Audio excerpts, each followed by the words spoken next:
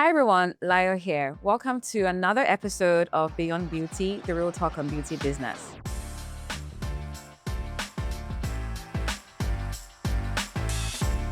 Joy Adesanya built Braiding Vault and she expanded to the UK. And now she's on the other side of the table with Oya Pitch, where she evaluates entrepreneurs. Today, she's going to be sharing what she learned about business, how to position yourself for investors, and how to grow. Hi, Joy. Hi. All right. So can you introduce yourself to us and tell us what you do, who you are? I mean, we know you, but just hearing your own words. Sure. My name is Joy Adesanya. I am the Group Managing Director for AJ Skylar, which is the parent company for Braiding Vault, Her Vault, Shush Lingerie. And we specialize in personal care and the beauty space in Nigeria and also in the UK. Awesome. Well, thank you for coming. So let's dive into it. What made you start Braiding Vault? What gap were you trying to solve for? Braiding Vault wasn't on my goal list for life. Actually, owning a salon was not on my goal list for life. I'm a very faith-based person. And my first baby was Shush Lingerie, which was a lingerie store where we were trying to fill the gap for finding intimate wears in Nigeria that hold quality and has an international standards. So I've been doing that for about 3 years, and money was coming in, and I felt like I wasn't really being resourceful with the money. I wanted to pump it into another business, so I went on the mission of seeking godly advice and praying to God and say, "Listen, I don't want to waste this money. I need another business to kind of put this money into, guide me." And that was a 6 months journey. At the end of the 6 months, on January 6th, I believe it was January 6th, 2020, I had a brief nap. And in the nap, I had a dream. Okay. And in the dream, full concept of the Braiding Vault. I saw the name, I saw the uniforms, I saw the price plans, I saw locations, Okay. globally. I woke up from that nap, immediately went to Google to check the name and realized, oh my God, this doesn't exist. Oh, wow. And 90 days later, we opened our first branch. Wow. Yeah. Okay. That's I how love it that. came about. Yeah. Okay. All right. So what would you say in your background helped shape how you approached building Braiding Vault? So funnily enough, about 20 years ago, or 25 years ago, not trying to put my age out there, my mum owned the salon in the UK. Funny how things can just do a 360, right? And that's why they say no experience is wasted. Yes. And so from school, I used to go to the salon and see how they operate. And I loved being in that salon space, but I just never felt like I would own a salon because it just felt like too much work. And then so moving on from that, I got into like fine lining customer service, ensuring that there's creating a luxurious experience for my customers when they come in. So through all the businesses that I've done, what has mattered most to me is how you treat the customer, how the customer feels, the experience they have, the takeaway from when they experience communication with you or with a product or with a service. And I feel like those experiences have helped me in shaping what we've now put forward in the salon business, which is ensuring that every client feels seen, every client has a unique experience. And I feel like those experiences built me for that very moment. And I'm still learning, still growing, but it's definitely made a difference. Okay. And then what were like the hardest parts in the very early days? What mistakes did you make that you would want to warn others about? 2 mistakes that I made that stand out for me.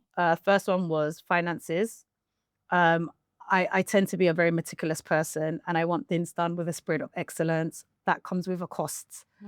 So if you want anything done well, you have to pay a premium for it. And so there was a lot of things that I paid for and I did that I felt like had I done a little bit more research, I could have got a better price for, I could have negotiated better. But in the beginning, I was terrible at negotiating. I didn't Why do you want... think that was?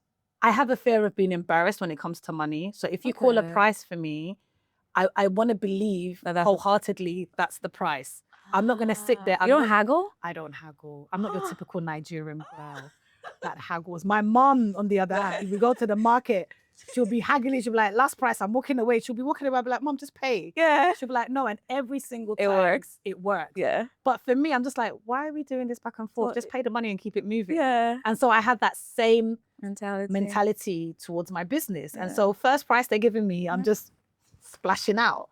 And over time I learned that no, it's not the first price. You need to do like a price comparison. You need to search the market and see there's affordable prices and what can work for you. And it's not every product that's a premium product that's exactly the best product. True. Right? True. So that was the first mistake that I made. And then I think the second mistake that I made was a trust factor. I felt like people would never leave. So when you employ them, I just felt like, oh, they're going to be with me forever. They're not going anywhere. I'm pouring into these people. They love me. No, they don't. Everybody is out to get what they can get. Yes. Some people are there to just literally do the job. Yeah. Some people are there to hide. And some people are there to build a career. Yeah. And once you kind of understand that and you understand that people will leave, then it helps to not change your mindset on how you act towards them. Yeah. And you just know that anything that you're pouring is willingly. Yeah. You're willingly doing it. Yeah. Not because of what you're going to expect in return, but just because of the kind of person that you are. Okay. And when did you, or what was the shift with like the Braiding Vault when you're like, okay, this could be big? I think it was when we opened after COVID. I didn't know the direction it was going to go. I know I had a vision that was given to me. I know now I had a physical location that I had to care for.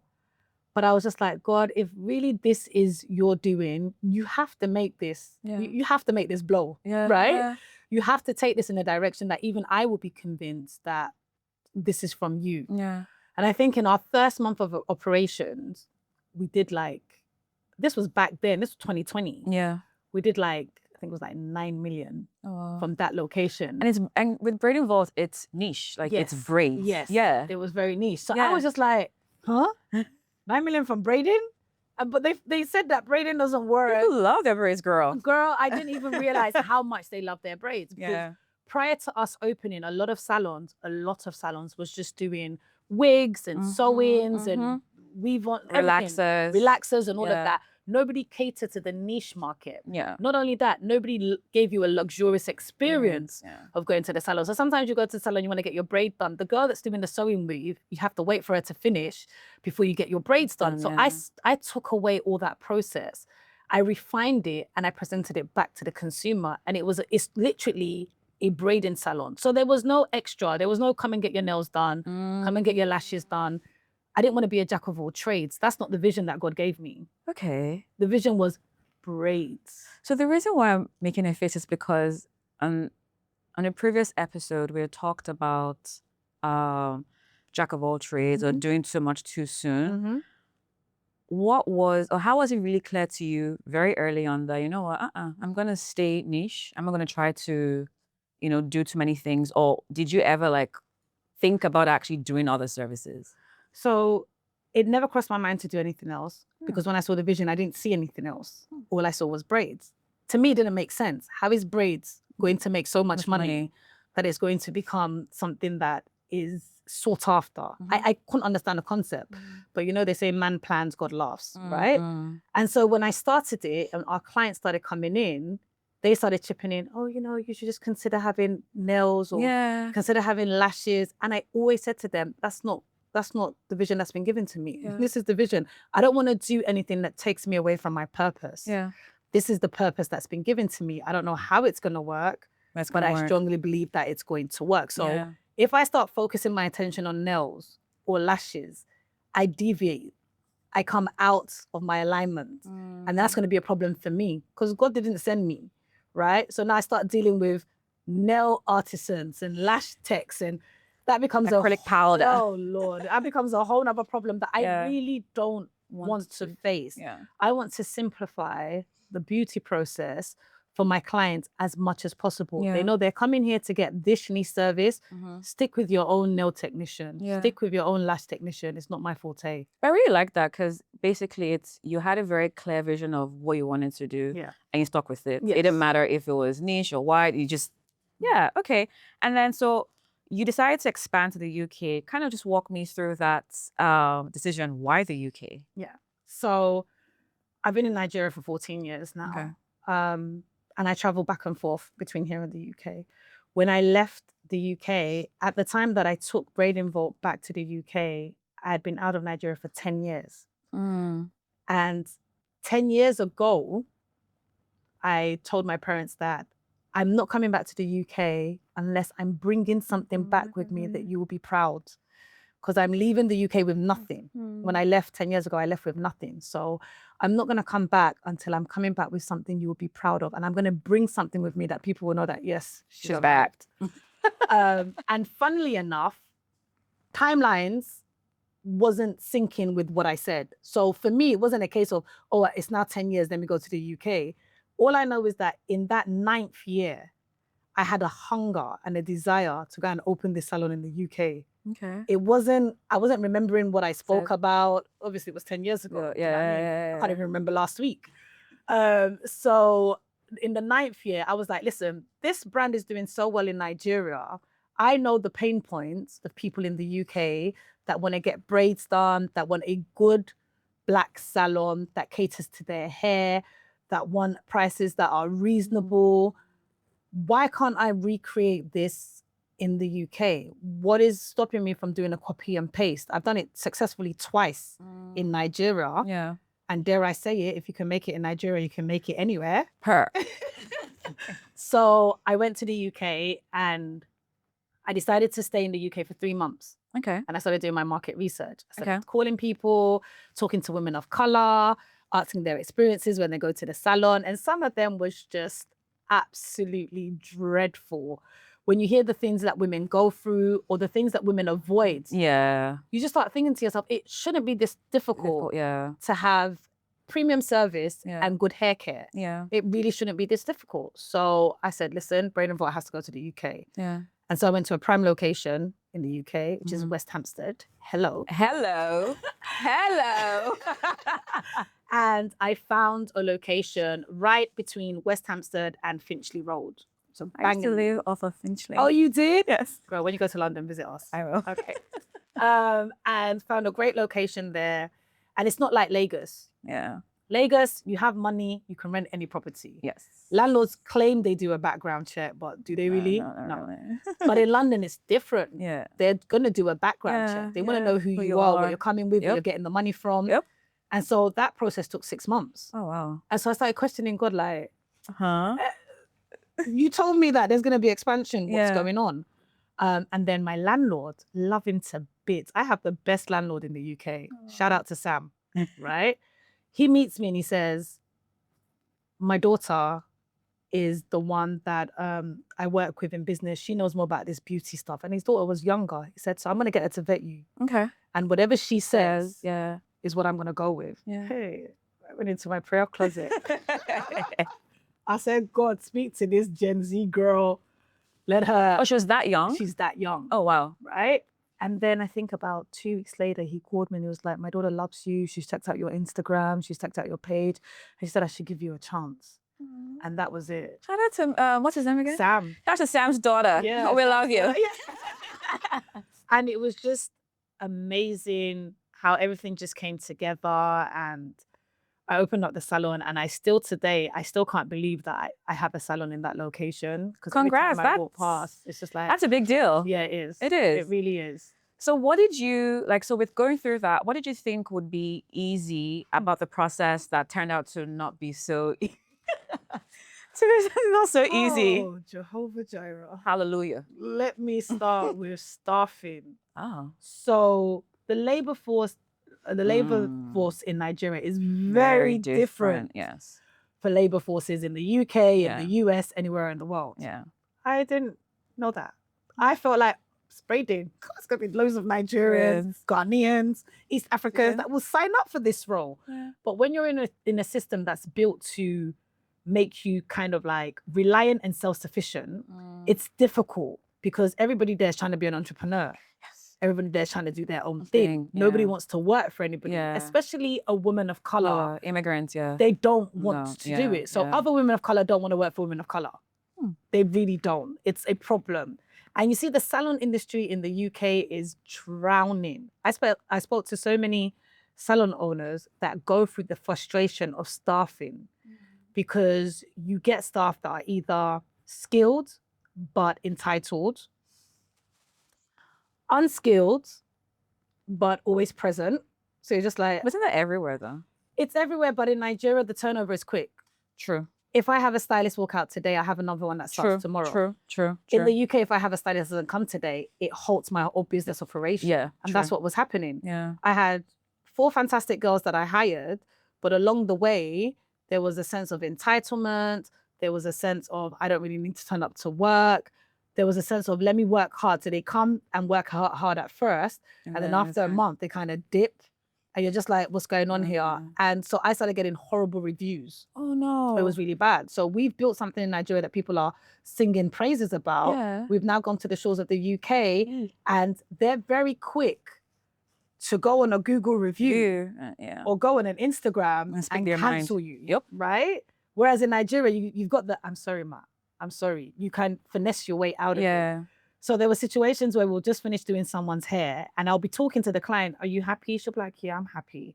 She'll walk out the salon. Within 2 seconds, I get a notification that a review has gone up. Wow. And I'm reading the review and I'm thinking, this woman just left this salon. It's not even up to 5 minutes. Oh, wow. Completely trashing the service. Maybe write something good like, yeah, but you know, the owner's really lovely. Well, I mean, but the girls are not. I'm just like, yeah, but the owner doesn't do hair. Can you cut her some slack? Yeah. So I think for me, the employment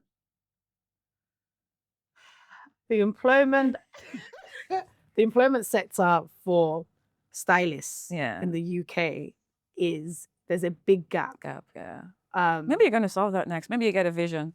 Maybe this is God speaking through me now. Maybe, who knows? But it's also a very gray area. Yeah. Of course. You know, so for me, I'm just like, now I've got stylists that are fantastic, but then they were very unstable. I think within 1 year, I went through 4 salon managers. Oh, wow. Okay, so what surprised you in a good way? Like, what was easier? But like when you don't laugh. When you compare, you know, opening Braiding Vault here, growing it, and then going to the UK, what was easier in the UK that kind of surprised you? Credit facility. It was easier? Oh my God. Okay, well, it was easier after you're in the system though. Yes. But getting in... It was easy for me because I'm a British national. Okay, fair enough. Right? Yeah. So when I opened the business, within 2 months, the bank's calling me. Yes, to give you we see what you're credit. doing. Yeah. You see what's coming in. Yeah. Let's work something out. Yeah, right? Makes sense. I've been in business now in Nigeria 5 years. They're not 6 calling years. you. 6 years this March. 6 years the braiding business. Yeah. The bank hasn't called me. And when they do come and meet me, account officer, I'm giving you side eye. The rates are just ridiculous. It doesn't even make sense to me because they will come and offer me something and I'm like, take my kidney. I'm like, I make this in a month. Yeah. I need you to give me more. Yeah. Right? So the access to credit for SMEs in the UK helps boost businesses, helps keep you in business. But in Nigeria, I think it's very one-sided. It is. If you don't have a leg in. Yeah, if you don't have a leg in, if you don't have a surname, they're not really looking in your direction. No matter how much you're bringing in a year, you're still playing with the small dogs. Yeah. And it can become quite frustrating because if you want to do things like expand or you want working capital or you want certain kind of money for operational costs, you are left to kind of figure out how to get that money on your own. So it would be really nice for our president or governors to kind of find a way to have some sort of inclusion for SMEs. And when I say SMEs, I'm not talking about the market women that they go to and they give the little 5,000, 10,000 nairas. I'm talking about the people that make a great contribution to the GDP of this country and provide jobs, provide services that you can take from here. For instance, like what you're doing is a global brand. It's not just for Nigeria, right? So things like that, if you go to the bank, they should easily be able to give you access to funding without asking for your ancestors' DNA. I agree. All right, so if you could do the UK expansion over again, would you do anything differently? I would open in the US instead. Girl, bye-bye to the UK. Really? Shout out to my UK clients. We love you. Just put it out there. We love you so much. Okay, why? I mean, I know why the US, but I'm going to ask, like, why the US? And where in the US? Houston? Houston and Atlanta. We're still coming. We're still coming. Reason being is because there is more opportunities to create wealth There is. as a woman of color, as a person of color in the US than there is in the UK. Okay. In the UK, it's very capped. There's a glass The ceiling. ceiling. Very, very much a visible glass ceiling. And Well, there's also a ceiling in the US, but I feel like if you're able to break that ceiling, Yes. then the I feel sky's the limit. I think it's more supportive in the US because there's more people. Okay. There's more of a Black community, Black culture Fair enough. that thrives.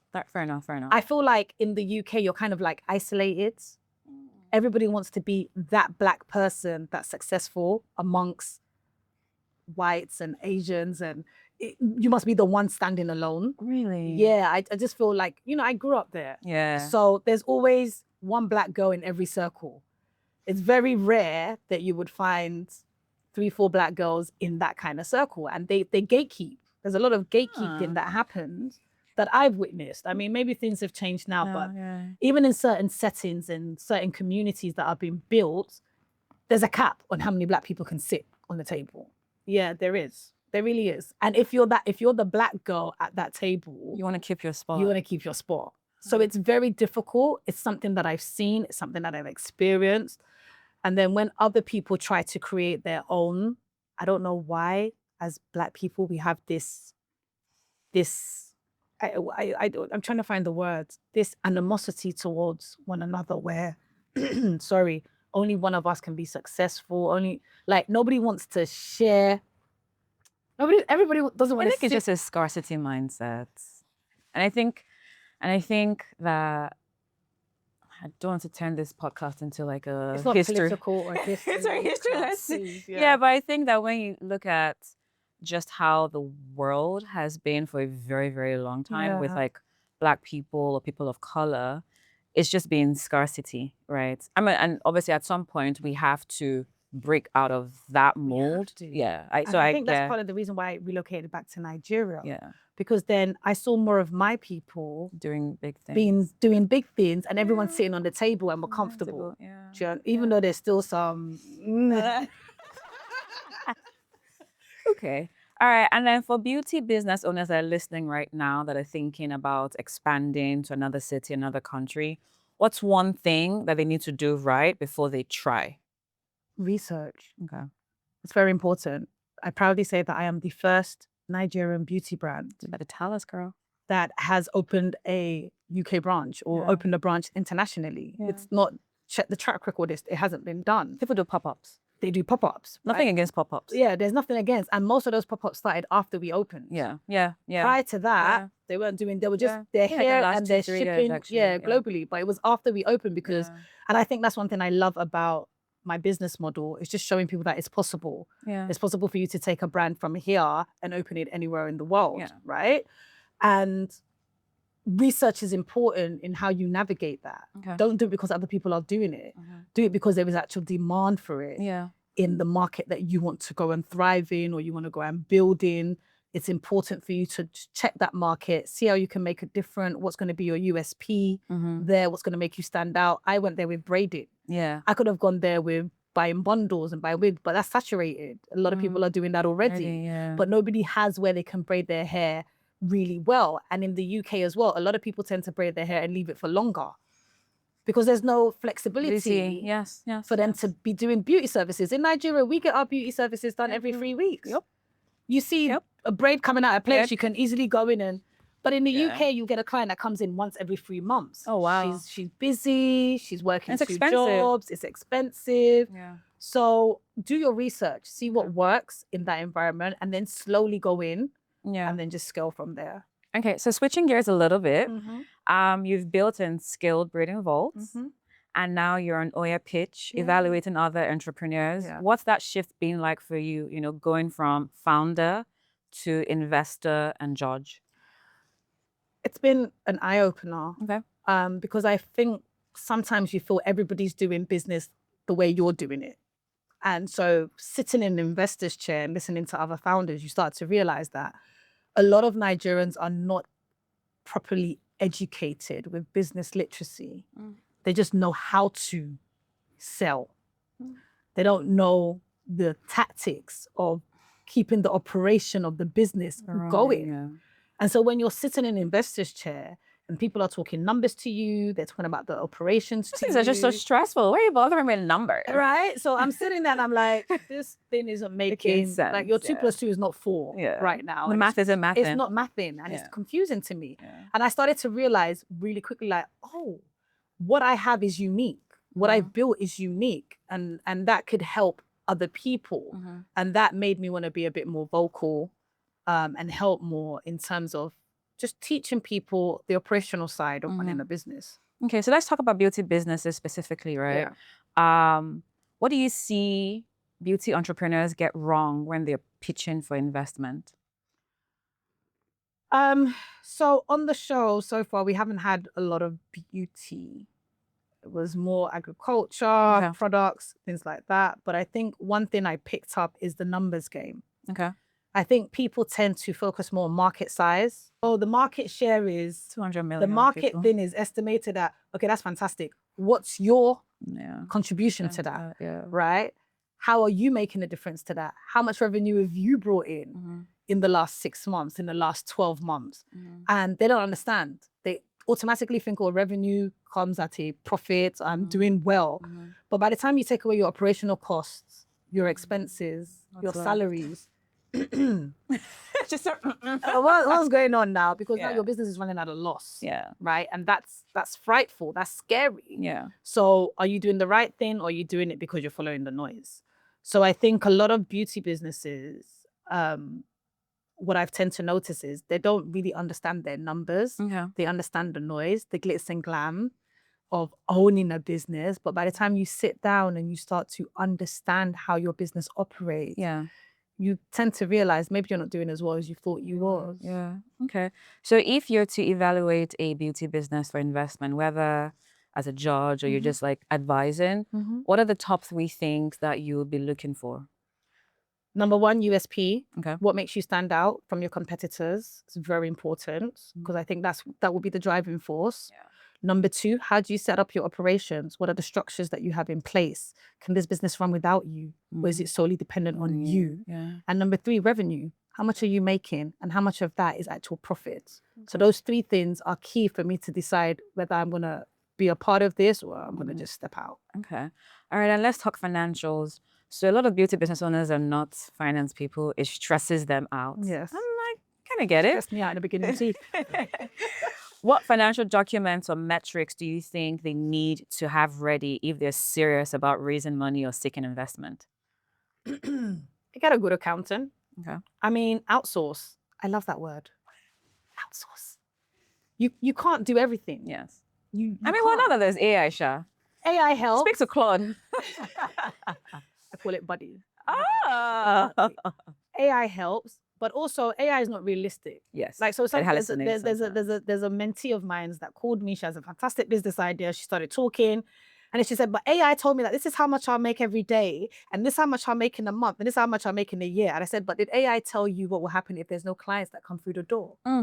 Because you're heavily reliant on this information, and you think that you're going to become a millionaire overnight, but you haven't factored in the days when there's no clients and you're not making that. And maybe only 1 client came in today and you still haven't reached your quota, right? So I would say have a physical accountant that can help you look at your numbers. Okay. What numbers are really big? So maybe is it customer acquisition costs, lifetime value? I think all of or that. retention. Retention is also great. I think retention is the biggest one, to be honest. Because it's great you're getting clients every day, but how many of those are coming back? Because that's where the moneymaker is, right? So if you're saying to me that, oh, in a month I've got 1,000 clients. How many are new? How many are returning?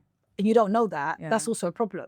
So when we sit down, every month I sit down with my accountant and we go through the numbers. We go through, okay, give me the top 3 products that are selling. Top 3 services that are selling. I call the social media person. These 3 did amazingly well in January. Can we focus on social media activities around this for February? Because these are the ones that have been pushed out. Then we look at the numbers again. Has there been a different? What has moved? by understanding the numbers, you understand the trajectory of where your business is going. If you don't understand the numbers, you're doing a guessing game. Yeah. And that's going to be a problem for you because you don't know what's working, you don't know what's working. Yeah, yeah. So you right? can even experiment. Yeah, you're experimenting. Yeah. So like the other day we sat down, they told me the transportation cost for my management staff. When I saw the numbers, I said, hey, people are traveling in luxury. Wow, is this Uber Lux? What's going on? And it was an eye opener for me because then I said to them, listen, now you need to go back and give each department a cap.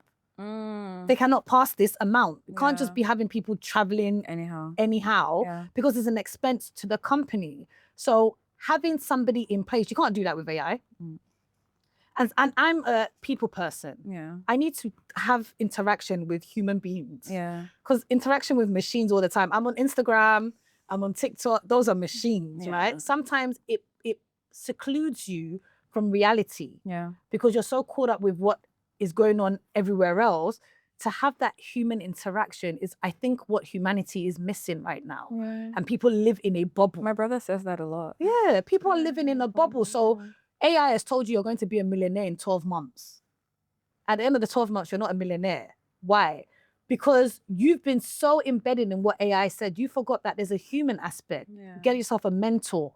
Go and look at people that have done it before you. What mistakes have they made? AI is there to give you the perfect answer. It's there to give you the perfect, it's been programmed. Happy path. Yes, the happy is, you know. So I think find an accountant or somebody that understands numbers and every month do a full review. What have we made? What have we lost? Where's the difference? Yeah. Okay. So beyond the numbers, what else matters? Like, does a founder's story matter? Their vision, their personality? Does that actually move the needle, or is it just, you know, not ones and zeros, just like the spreadsheet? It absolutely moves the needle because your brand is a representation of you. When people come into your space, when they encounter your staff, they're encountering you, right? You are saying to them, this is who I am as a person. So are you vibing with me or are you not vibing with me? And if the founder is somebody that lacks integrity, that is hot-headed, that does not regard her clients or her staff, it's going to show immediately. And word gets around. You see, the biggest form of marketing is word of mouth. People will start talking, don't go there. Founder's rude, right? So it definitely plays a part in how your business is represented. I'm not saying be the nice person because there's a flaw to being nice as well. Agreed. But what I'm saying is be a person of integrity. Stand by your business. I have two things in my business that I stand by: integrity and transparency. I treat my staff with respect. So the respect I treat them with, I expect every client that walks through the door to be treated that way. To treat that way. If you step out of line, I will correct you as a client. I'm not afraid. Your money is not going to build me. It's not, right? It's not going to build me. Your respect will. Because you will have respect for me. You go and tell other people, well, kind of like the way she handled that.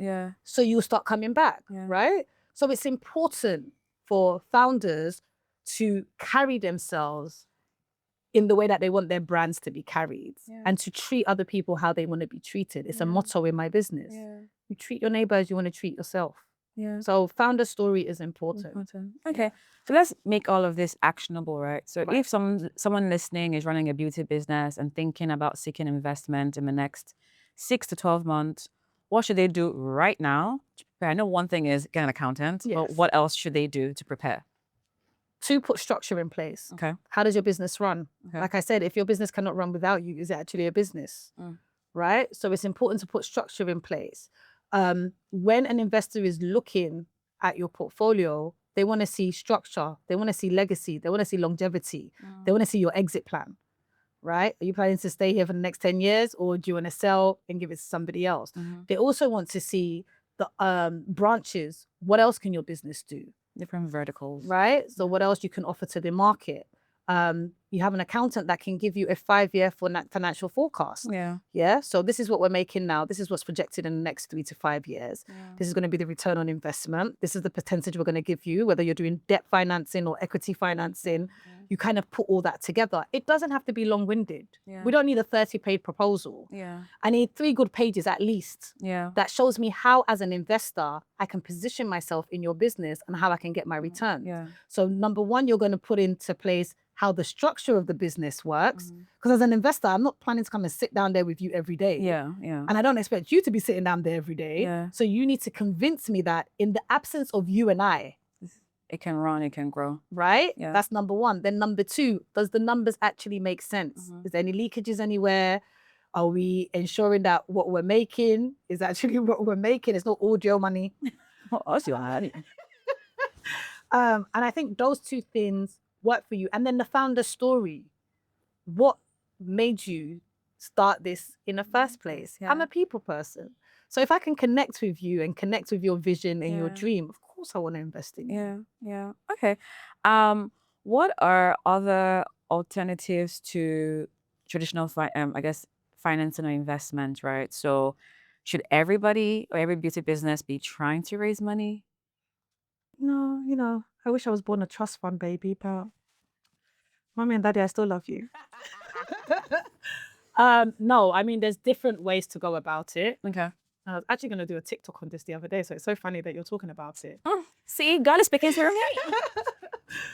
There's different types of financing. Okay. Right. So you can be self-funded. Yes. You could have put some money away and decide now you're going to go into business. But Yeah. another thing that people need to understand is when you do that, you need to have some capital that's going to last you at least 6 to 12 months after the business opens. I think that's the mistake people make. Oh my People God. assume that, oh yeah, I'm going to open in the first month and my business will start making money. But what happens when you can't pay salary? What happens when you don't hit the numbers of the clients that you were expecting to come in? So you should have at least 6 months savings where you're able to cover salaries just in case, right? So that's the aspect. There's also the aspect of debt financing, right? You can go to a bank, you can go to any institution, ask them for a loan, work out the interest rate, work out the terms of repayment. That could be fantastic as well. There's equity financing as well. Yes. You're going to meet somebody and say, listen, but you have to sell the idea. Because if I'm giving away my shares, somebody's going to come and take shares in my business. First of all, you need to look at the profile of the person that you even want to sit as an equity partner. Do they align with the values of your business, which is very important? Do they have the same vision and goals? Because now we're seeing a trend of equity partnerships where people are coming in and sacking the CEOs and taking over the business. Well, it depends completely. on your terms, though. But so it's important to negotiate those terms very well. If you're not ready to let go of that baby in the next 5 to 10 years, don't give away equity that states that. Right? Yeah. There could also be friends and family. If you're lucky to have friends and family. I always say I want a circle of friends that I can call up and be like, I need 5 million. They'll be like, oh yeah, send your account. If you don't have that in your circle of friends currently, reshuffle. Yeah. You need to reshuffle. Let's What if we're all struggling and we're all growing together Why are we all now? struggling? Why are we all struggling?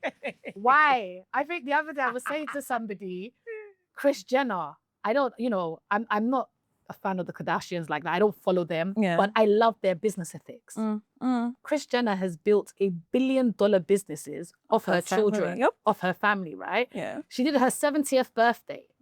Everybody was there. Not everybody. You're looking at everybody. I counted 4 billionaires in the room. These are people that if I need something, pick up the phone and be like, I need this. They got you. Yeah. When you do a party, I'm calling you. you don't need it. I like that. Right?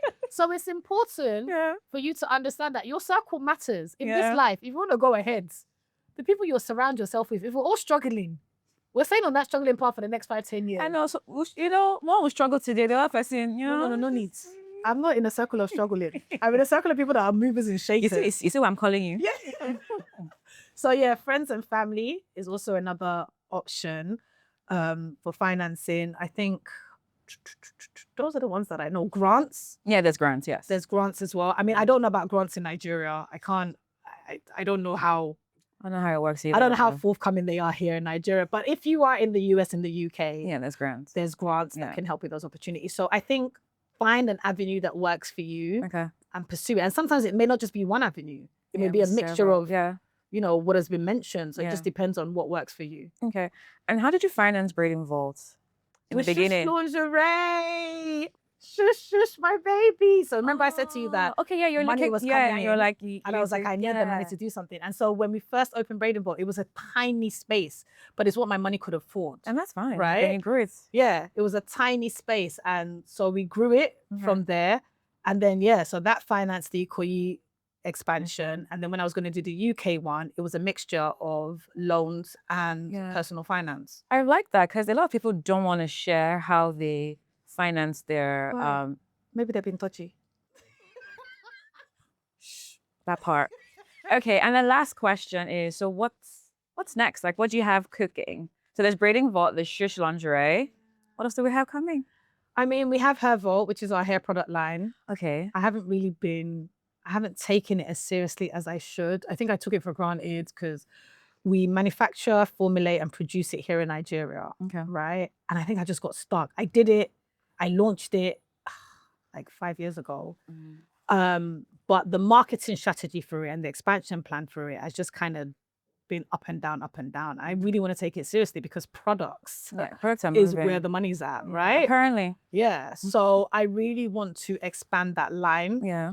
And just really push it globally and get it into like more distribution channels, retail spots, and get people knowing about it because it is a good product. We've had so many like positive feedback on it.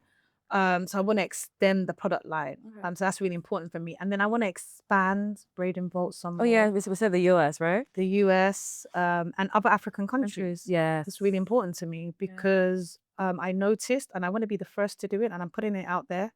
It's your podcast, but I'm putting it out there. If you're an investor and you're interested, call me up. I want to expand to other African countries and the US as well because it hasn't been done.